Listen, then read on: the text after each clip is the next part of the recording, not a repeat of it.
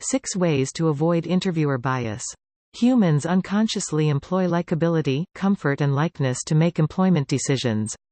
However, you can minimize the occurrence of interview biases by adopting the following techniques. 1. Benchmark the job, not the people. Establish a consistent definition of the job, refer to the posting and ask job function-related questions. Do industry-specific research to narrow down key metrics like salary, seniority, and responsibilities. Make sure the job you offer matches or exceeds industry standards. 2. Ask every candidate the same targeted questions. Studies consistently show that unstructured interviews are the worst predictors of on-the-job performance. The possibility for subjectivity is minimized when you have structured criteria to keep you on track.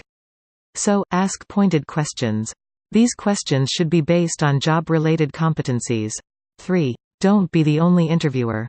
We can hold clouded or distorted judgment because of our own personal bias. So, before making any employment decisions, bring 3 other pairs of eyes and ears to provide their perspective. Those individuals might ask the scripted questions in a way that provides insight or a context that one interviewer may not. 4. Do a phone screening. Phone screens help minimize the influence of unacknowledged individual bias as well as nonverbal bias. This version of a blind interview can allow for some biases to be undermined.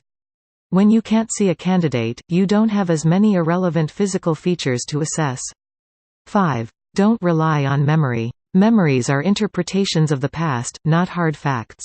Memories are influenced by our current knowledge and expectations. Because of this, our memory is a hugely unreliable support system for decision-making. If we conduct an interview with biased expectations, our recall will likely support whatever bias we started with. Always take notes, never rely on your memory of an interview. 6. Discuss the right fit for the organization ahead of time.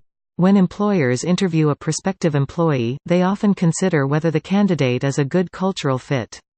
Culture is difficult to define, so it is important to have clear expectations. Fit should take into account the mission and goals of the organization. Here are a few questions that can guide our discussion about organizational fit.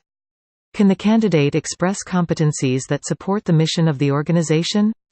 If they have a different perspective, ask yourself if that perspective expands the organization's reach or distracts from strategic priorities. Can the applicant navigate conflict in a productive way? Are the values of the organization manifested in the life of the individual being interviewed? Being clear on what fit is, and how it can be addressed before the interview is vital to having a productive process and hiring the best candidate for the job.